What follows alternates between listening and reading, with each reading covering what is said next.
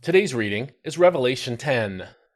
Then I saw another mighty angel coming down from heaven, wrapped in a cloud, with a rainbow above his head. His face was like the sun, and his legs were like pillars of fire. He held in his hand a small scroll, which lay open. He placed his right foot on the sea, and his left foot on the land. Then he cried out in a loud voice, like the roar of a lion. And when he cried out, the seven thunders sounded their voices.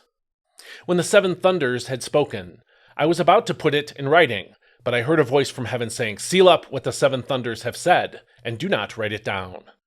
Then the angel I had seen standing on the sea and on the land lifted up his right hand to heaven, and he swore by him who lives forever and ever, who created heaven and everything in it, the earth and everything in it, and the sea and everything in it.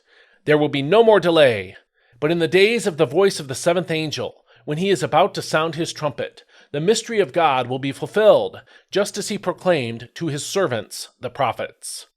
Then the voice that I had heard from heaven spoke to me again, saying, "Go take the small scroll that lies open in the hand of the angel standing on the sea and on the land." And I went to the angel and said, "Give me the small scroll. Take it and eat it," he said. "It will make your stomach bitter, but in your mouth it will be as sweet as honey." So I took the small scroll from the angel's hand and ate it, and it was as sweet as honey in my mouth. But when I had eaten it, my stomach turned bitter. And they told me, "You must prophesy again about many peoples and nations and tongues and kings." This is God's word. Before that seventh trumpet sounded, John saw the vision described in this chapter.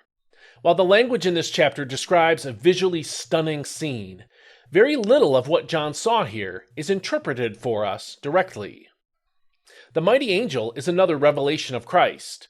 This interpretation is based on the description of his appearance in chapter 10, verse 1, the stance he took with one foot on land and the other on sea, and the description of his voice in verse 3 as a loud shout like the roar of a lion. That's the NIV's wording. After seeing and hearing him, John was commanded to take the scroll he came with and eat it, in verse 9. This is a strange thing to do with a scroll, but God was making a point with visuals here. As John ate the scroll, it tasted great, according to verses 9 and 10, but it was nauseating when digested, according to verse 10. The scroll, then, is God's word, but particularly God's word of judgment. Once John digested its message, he learned that he must prophesy again about many peoples, nations, languages, and kings, according to verse 11. The taste of sweetness, when John ate it, visualized that it was God's word. The sourness that John felt as he digested it described how painful the message would be. Nevertheless, as a servant of the Lord, he must be obedient to what God commanded him to do. None of us has the same level of responsibility for God's truth as John did. Each of us, however, is aware of the painful rebukes and promises of judgment that God's word has for unbelief and sin. Are you prepared to be faithful to what God's word teaches, even if thinking about the consequences of disobedience make you sick? That's the lesson we should take away from today's passage. And I hope you have a great day. Please meditate on this today, and I'll see you next time. May God bless you.